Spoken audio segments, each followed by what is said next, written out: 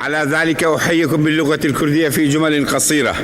برزان سلاوي كوملاني خلشي كردستاني شوك بشك لقلي عراق لهموان تاندكم ما إشانا زمانك كردستان العراق وهر وقت لكاتي خبات دجي ديكتاتورية قڵای ئازادی خوازانی هەموو ئۆپۆزیسیۆنی عێراق بوو. لەگەڵ دامەزراندنی یەکێتی نیشتیمانی کوردستان و سەر هەڵدانەوەی شۆڕشینۆی گەلەکەمان بەڕابڕایەتی یەکێتی و ڕۆڵ و پێگەی سەرۆک مام جەلال لە ناساندنی دۆزی کورد بە جیهان ڕۆڵێکی بەرچاو و ئەکتیڤە بە تایبەتیش کە لەسەر ئاستی نێودەوڵەتی یەکێتی ئەندامێکی کارایی ڕێکخراوی سۆسیال ئینتەرناسیۆناڵە و خودی سەرۆک مام جەلالیش بۆ ماوەیەک جێگری سەرۆکی ئەو ڕێکخراوە بووە. ئەوە جگەلەوەی یەکێتی نیشتیمانی کوردستان پەیوەندی لەگەڵ زۆرێک لە حەزب و لایەنە سیاسەکانی وڵاتانی ڕۆژئاوادا هەیە و لە زۆرێکیش لەو وڵاتانەدا یەکێتی نوێنەر و نووسینگەی خۆی هەیە. هەمیشە چالاکی دیبلۆماتی لەسەر ئاستی هەرێمایەتی و جیهانیدا جێی بایەخی یەکێتی بووە و بە تایبەتیش لە سەردەمی ئێستاوبوونی حکومەتی هەرێمی کوردستان کە وەک قەوارێکی نیمچە دەوڵەت لەلایەن جیهانەوە مامەڵەی لەگەڵ دەکرێت.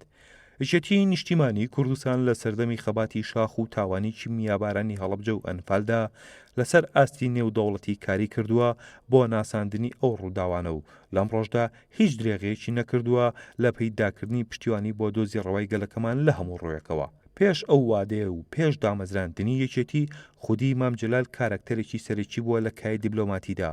بۆ نمونە لە ساڵی 1963 دوای کوتەدا ڕەشەکەی شڵبات سەرۆک مام جەلال بە سەرۆکی وەفدی کوردی دەستنیشان کرا بۆ گفتوگۆکردن لەگەڵ حکومەتی تازەی ئەو کاتی عێراق و هەروەها سەردانی هەریەک لە میسر و جەزائیری کرد و چاوی بە عەبدولناسر و بن ئێلا کەوت و لە هەمان ساڵیشدا سەردانی ئەوروپای کرد و بۆ ناساندنی پرسی کورد و کۆکردنەوەی هاوکاری سەردانی هەریەک لە فەڕەنسا و ئەڵمانیا و رووسیا و نەمسا و چیکۆسلۆڤاکیاشی کرد.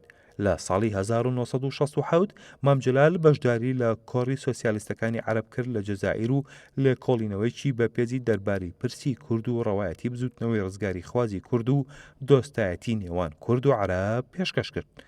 لەسەر ئاستی نێودەوڵەتیش سەرۆک مام جەلال بەشداری چەندین کۆنگرە و کۆبنەوەی سۆسیالیستی نێودەوڵەتی کردووە و وەک دیبلۆماتێکی کارا دەرکەوتووە. کاتێکی سەرۆک مام جەلال بووە سەرۆک کۆماری عێراق ڕۆڵە دیبلۆماتەکەی بۆ سەقامگیری ناوچەکە و ئاساییکردنەوەی پەیوەندەکانی عێراق بە وڵاتانی ناوچەکە و جیهانەوە چڕتر بوونەوە.